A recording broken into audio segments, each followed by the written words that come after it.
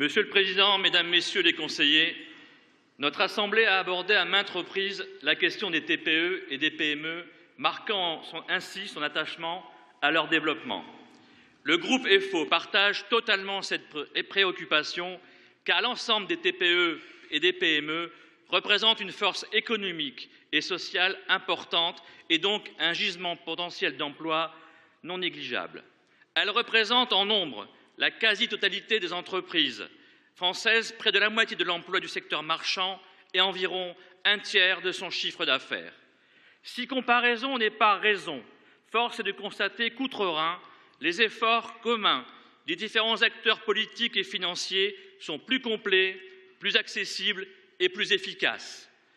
À l'instar de notre voisin, tout doit être mis en œuvre tant en mode de financement qu'en accompagnement en lien avec les collectivités locales qu'avec l'aide de BPIFrance notamment.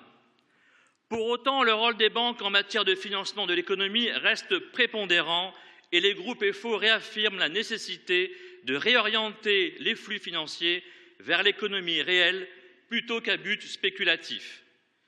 Nous soutenons tout particulièrement les préconisations recommandant de faire levier sur le crédit bancaire avec des fonds régionaux de garantie et la généralisation du prêt croissance TPE proposé à titre expérimental par BPIFrance. D'autre part, nous estimons que les projets des programmes d'investissement d'avenir devraient être plus accessibles pour les TPE, notamment afin de faciliter leur modernisation.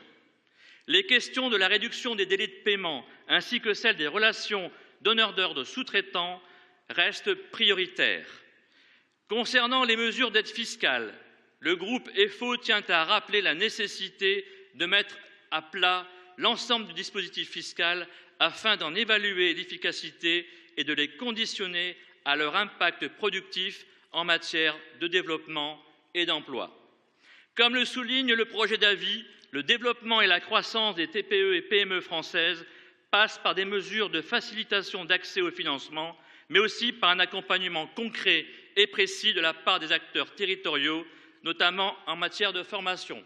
Le groupe EFO votera positivement l'avis.